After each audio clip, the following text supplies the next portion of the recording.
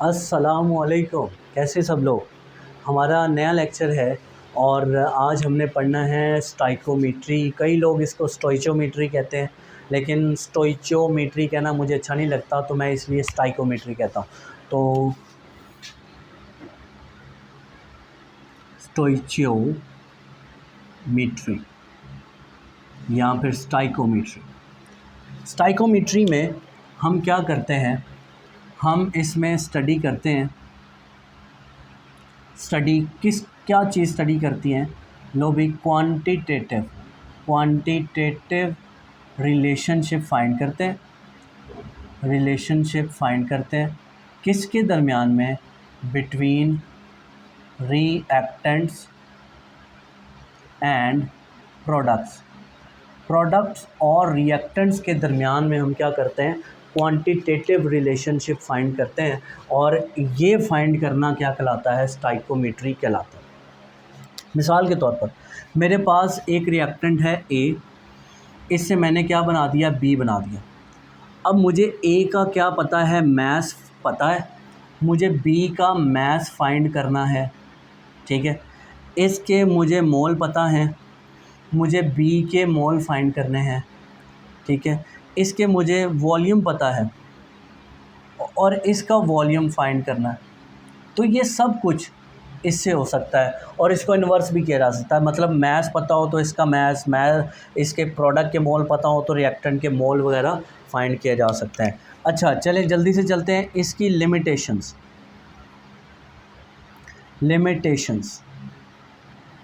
इसकी लिमिटेशंस क्या हैं? बुक में 2 लिमिटेशंस के मतलब बताया गया है। नंबर 1, ये हमें कंडीशंस ऑफ रिएक्शन की कंडीशन के बारे में कोई इन्फॉर्मेशन नहीं देते। फिर ये हमें रेट ऑफ रिएक्शन के मतलब कोई इन्फॉर्मेशन नहीं देता। तो स्टाइकोमेट्री इन दोनों में से कोई काम नहीं करती, यानी कि सिर्फ़ और सिर्फ किस चीज़ के बारे में बताएगी? ये हमें सिर्फ़ और सिर्फ बताएगी तो क्वांटिटेटिव रिलेशनशिप के बारे में बताएगी बिटवीन रिएक्टेंट एंड प्रोडक्ट। इसमें कुछ कंडीशंस हैं, 2 कंडीशंस हैं जो हमने अपने माननी होती हैं। वो कंडीशन कौन कौन सी हैं? सबसे पहले हमने ये अज्यूम करना है कि जितने भी रिएक्टेंट्स हैं वो कन्वर्ट हो चुके हैं प्रोडक्ट्स के अंदर। जितने भी रिएक्टेंट हैं वो प्रोडक्ट में कन्वर्ट हो चुके हैं। मतलब 4 ग्राम मेरे पास रिएक्टेंट थे तो उससे 4 ग्राम ही प्रोडक्ट मुझे हासिल हो चुके हैं, मैंने ये अज्यूम कर लिया हुआ। तो जब हम ये अज्यूम करते हैं तो इसी के साथ हमारा law of conservation of mass भी होल्ड कर जाता है और इसके साथ डेफिनेट प्रोपोर्शन यानी लॉ ऑफ डेफिनेट प्रोपोर्शन वो भी होल्ड करता है, ठीक है। तो ये 2 लॉज जो हैं वो जो हमारी पहली बात से होल्ड कर जाते हैं। नंबर 2 वो है नो साइड रिएक्शन। तो ज़हन में रखें, जो स्टाइकोमेट्री है ना, ये क्या है? ये कैलकुलेशंस है, सिर्फ कैलकुलेशंस। मिसाल के तौर पर अगर आपने कोई सालन बनाना है तो सालन बनाने से पहले जो मतलब उसको पकाने से पहले सपोज़ वज़न था 5 किलो, पकाने के बाद मैक्सिमम कितना हो सकता है? या पकाते हुए या पकाने के बाद आप मैक्सिमम सोच का दायरा कहाँ तक लेके जा सकते हैं? आप कहेंगे जी ज़्यादा से ज़्यादा 5 से 5 हासिल हो जाएगा, यानी 5 किलोग्राम से 5 किलोग्राम का हासिल होना। ये आपने कहाँ पे किया? कैलकुलेशंस के ज़रिए किया या अपनी सोच के ज़रिए किया? आपने एक्सपेरिमेंटली तो इस पर कोई काम नहीं ना किया। तो क्योंकि एक्सपेरिमेंटली नहीं कर रहे, इसका ताल्लुक़ किससे है? कैलकुलेशन से है। तो ये स्टाइकोमेट्री है, इसमें हम सिर्फ कैलकुलेशंस करते हैं।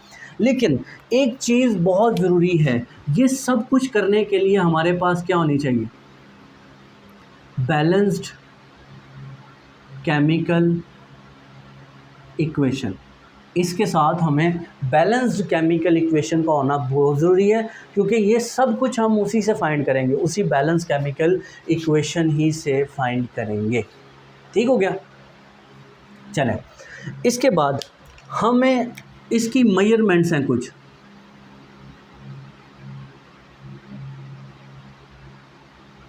मेजरमेंट्स क्या हैं कि इसके ज़रिए अगर हमारे पास रिएक्टेंट का मास दिया हो तो हम प्रोडक्ट का मास फाइंड कर सकते हैं। रिएक्टेंट के मास से प्रोडक्ट के मोल फाइंड किए जा सकते हैं। रिएक्टेंट के मास से प्रोडक्ट का वॉल्यूम फाइंड किया जा सकता है। इसी तरह रिएक्टेंट के मोल से प्रोडक्ट का मास फाइंड किया जाता है। मोल से प्रोडक्ट के मोल फाइंड किए जाते हैं। मोल से प्रोडक्ट का वॉल्यूम फाइंड किया जाता है।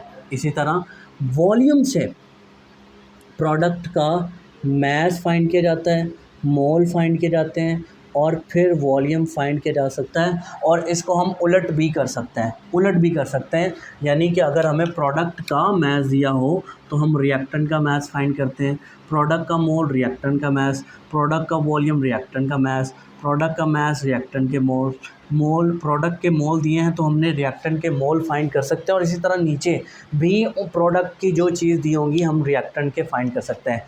नेक्स्ट जो हमारी एग्जांपल्स हैं वो हम नेक्स्ट लेक्चर में हम देखेंगे।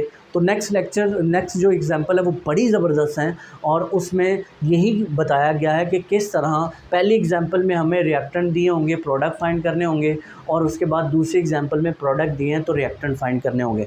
यहाँ तक हमारा जो थ्योरेटिकल पोर्शन है वो ख़त्म होता है। इंशाल्लाह नेक्स्ट लेक्चर में हम इसके न्यूमेरिकल्स को सॉल्व करेंगे। अल्लाह हाफ़िज़।